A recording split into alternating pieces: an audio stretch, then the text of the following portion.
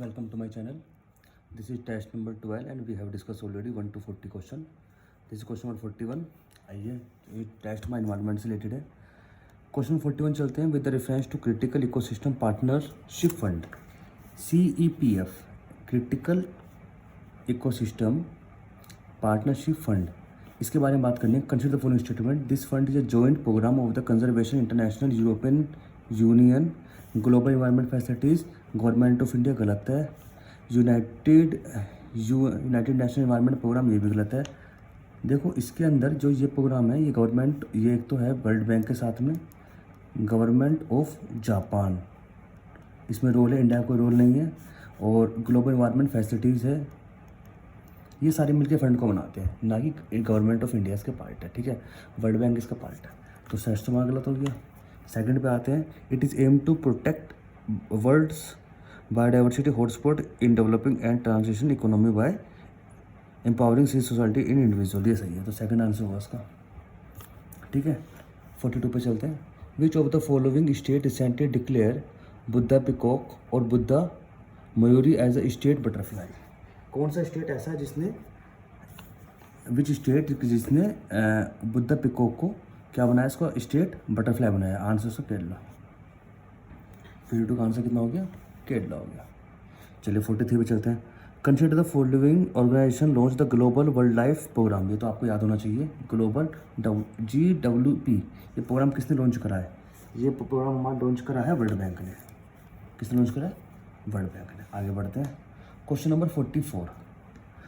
With reference to the vermin species. अच्छे, vermin species क्या होती हैं? वो स्पीसीज जो हमारे फसलों को नुकसान पहुंचाती है, हम वर्मिन स्पीसीज कहते हैं. They defined under the schedule 16 of the world life protection act 1972. ये गलत है. ये शेड्यूल नंबर 16 नहीं है, ये शेड्यूल हमारा दूसरे तरीके का शेड्यूल नंबर 5 है. ये 6 नहीं है, ये शेड्यूल हमारे पास 5. ये 5 शेड्यूल के अंदर उसको बताएगी कौन कौन सी वर्णिम है, कौन कौन सी वर्णिम स्पीसीज नहीं है. As per the act, state can send the list of the wild animal to the centre requesting to declare them the vermin for selective slaughters. कह रहा है कि स्टेट जो है वो इन वाइल्ड जो एनिमल्स की लिस्ट को भेजता है सेंटर को, और सेंटर से परमिशन लेता है कि हम उसको मार सकें. मतलब वो किसानों को या फिर जो लोग हैं उनको एक परमिशन मिल जाती है उनको मारने की. ये ऐसा है. पर लेकिन अच्छा चलो ठीक है, सेकंड तो आप सही मानो. थर्ड पे आओ. द सेंटर गवर्नमेंट में notified declare any wild life to the vermin for any area of the given period of time. ये गलत है. देखो सेंटर गवर्नमेंट ये डिसाइड कर दिया कि ये जो स्पीसीज़ है ये वर्मिन स्पीसीज लिस्ट में आएगी या नहीं आएगी. ये सारे एनिमल को नहीं कर सकते. कुछ ऐसे एनिमल हैं जो वर्मिन स्पीसीज हैं, पर लेकिन उसको वो ना ऐसे डिक्लेयर नहीं कर सकते कि वाइल्ड एनिमल्स है. आगे बात सुनिए. वर्मिन स्पीसीज वो स्पीसीज होती हैं जो फसलों को नष्ट करती हैं. उन वर्मिन स्पीसीज को मारने के लिए जो स्टेट है वो सेंटर को लिस्ट पर कहता है कि भाई ये इनको आप वाइल्ड एनिमल घोषित कर दो ताकि हम इनको मार सकें.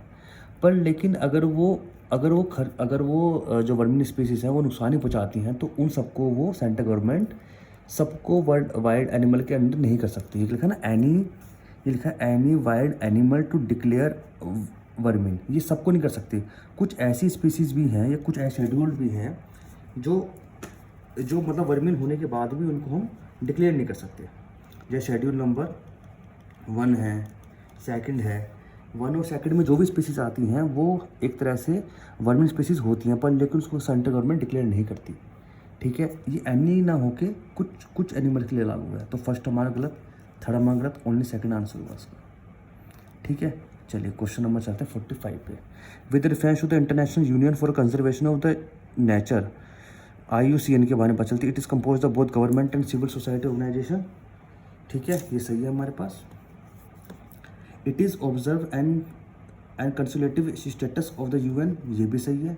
The World Conservation Congress is the principal governing body of IUCN. Principal governing body नहीं है ये डिसीजन गवर्निंग बॉडी है. ये डिसीजन टेकन बॉडी है पहली बात तो. ठीक है, इसीलिए गलत है. तो इसका answer first and second answer होगा इसका सी. ठीक, 45 हो गया क्वेश्चन. चलिए आगे बढ़ते हैं. 46 क्वेश्चन पे चलते हैं. Question number 46. South Asia wild life enforcement network is a inter government wild life law enforce body by the all SAARC navigation. ये सही है। The international concentration of the combating wild life crime ICCWC's alliance of the convention of the international trade in danger species of the wild phenomena flora CITES and secretariat Interpol and united national office on the drugs crime and world bank and world custom organization, ये भी सही है। तो first and second दोनों fact है, answer उसका बहुत 1 और 2। आगे बढ़ते हैं। National board for wild life, national board for wild life जो हमारे पास है स्टैट्यूटरी ऑर्गेनाइजेशन है, constituted under the forest conservation act. कह रहा है कि national board of the wild life हमारे पास कंजर्वेटिव फर्स्ट कंजर्वेटिव बोर्ड के अंदर में बनाया गया है, तो गलत है। ये बनाया गया है वाइल्ड लाइफ में। वर्ल्ड लाइफ हमारा कहा 1972, तो ये तो गलत हो गया। Animal welfare board of the India is statutory under the wild life protection, ये भी गलत है। ये बनाया गया है एनिमल वेलफेयर लॉज 1960 के अंदर, तो सेकंड में गलत हो गया। थर्ड है wild life institution of the India autonomous institution under the ministry of environment forest and climate change government, ये सही है। तो आंसर हुआ इसका ओनली 3, ये आंसर। ठीक है, क्वेश्चन नंबर 42 चलते हैं। Which of the following Dal lake, मुजेली, अमरागुड़ा एंड नोला कोरवा, इनमें से बायोडाइवर्सिटी हेरिटेज साइट कौन सी है? देखो बायोडाइवर्सिटी हेरिटेज साइट जो है हमारे पास, ये ऐसे तो बहुत सारी है हमारे पास, कुल मिला के 9 है। ठीक है, ये कुल मिला के हमारे पास कितनी है? 9 है। तो जो डल लेक है ये नहीं है, ये भी है, ये भी है, ये भी है। 2, 3, 4 आंसर हैं इसके। ये थोड़ा सा आपको याद करने वाला क्वेश्चन है। क्वेश्चन नंबर 49 पे चलते हैं। With the reference of the dugong species, dugong species के बारे में बात चल रही है। It is the only member of the olden senior found in India, ये सही है। इट ग्रेजेस ऑन सी घास मिडोव्स इन द कोस्टल वाटर, ये भी सही है। तो उसका आंसर हो गया 1 and 2। ये बहुत आंसर है इसके, तो आप इसे 2 लिखोगे ना तो ऐसे आंसर बनेगा, थोड़ा सा गलत है, प्रिंटिंग मिस्टेक। क्वेश्चन नंबर 50 पे चलते हैं। अंग्रेजी बैंक, ये तो आपने सुना ही होगा, बहुत इसमें न्यूज़ में चला था। अंग्रेजी बैंक हमारा कहाँ बना है? महाराष्ट्र में बना है, ये तो सबको पता है question. Which of the following is recently join the list of the Ramsar wetland in India, इनमें से कौन सा है जिसने रामसर वेटलैंड इंडिया को द्वारा एक लिस्ट में जोड़ा है? ठीक है, तो अभी देखो रामसर की जो एक वो जो लिस्ट है उसमें जो किसी को हमने अभी रिसेंटली जोड़ा है उसका नाम है सुंदरबन। ये भी हमारा करंट अफेयर से रिलेटेड है। आगे बढ़ते हैं। Consider the following statement. Sundarai trees are the mangrove species that is classified under the nearly threatened and the IUCN Red Data List, ये बुक सही है हमारे पास। Mangrove for the future initiative development by the IUCN and गलत, UNDP। ये जो है हमारे पास mangrove are the future initiative is developed by IUCN and UNDP, तो सेकंड हमारा गलत हो गया। थर्ड है हमारे पास Bhitarkanika is the second largest mangroves region after the Sundarban. देखो सुंदरबन के बाद में जो मैंग्रोव रीजन है वो हमारे पास का भद्रा कनिका।